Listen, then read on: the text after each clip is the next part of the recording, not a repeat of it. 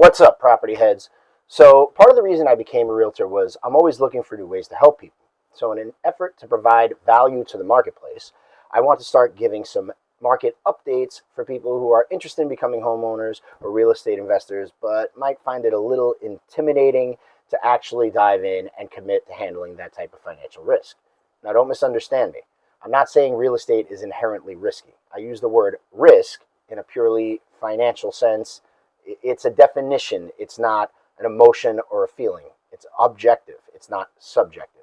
Real estate is one of the most reliable investments out there, but indeed all investments carry some level of risk.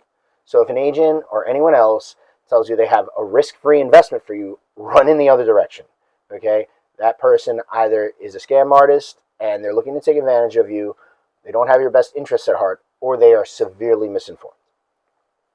So anyways, be on the lookout for when I post these updates, because you never know. You might hear something that you find super helpful. So let's get into it. As of April 2026, Queens has become a buyer's market. How do we know? According to TeamFit Real Estate, there has been a 67% increase in new listings when compared to April of 2025. This has come along without an excess of new buyers. Now, what does this look like in terms of raw numbers? If we look into the One Key MLS market research, we find that this increase represents almost 1,600 new listings. So what does that mean for both sides of the market? What does this data mean for buyers? This tells me that there are going to be lots of new properties for sale without a bunch of new buyers. This means less bidding wars and less competition for your dream home, or maybe even that first investment property. As a result, I would advise you that this is a great time to enter the housing market for the first time. This is a great time for young buyers who might not have the same financial resources as, let's say, the boomer generation who have been in the workforce for way longer, or the savvy investor that can outbid you on a property. Now, this doesn't mean you just go out and buy a property without running the numbers. You find an agent that you trust, like me. If they feel weirdly aggressive or pushy, listen to that gut feeling. Don't be afraid to tell them you want to go in another direction. If they get all upset and nasty about it, then you know you made the right call. This data shows you have time to think and get it right. You don't have to rush. You don't have to say to yourself, oh my goodness, if I don't get this house now, there won't ever be another opportunity and I'll be kicking myself for the rest of my life. That's not true. Patience and financial analysis should be your focus. Don't buy too much house and trap yourself in a home you can't afford.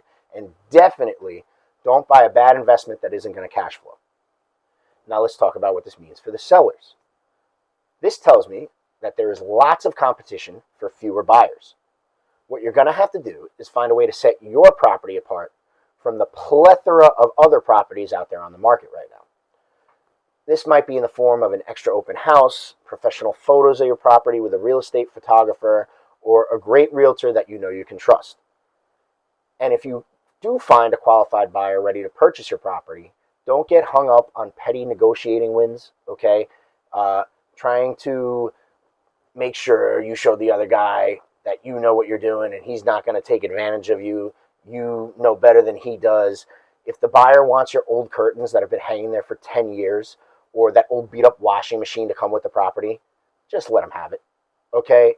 It doesn't help you to get argumentative over silly small things. You don't win by killing the deal, proving how tough a negotiator you are. You win by getting your home sold for the best possible price.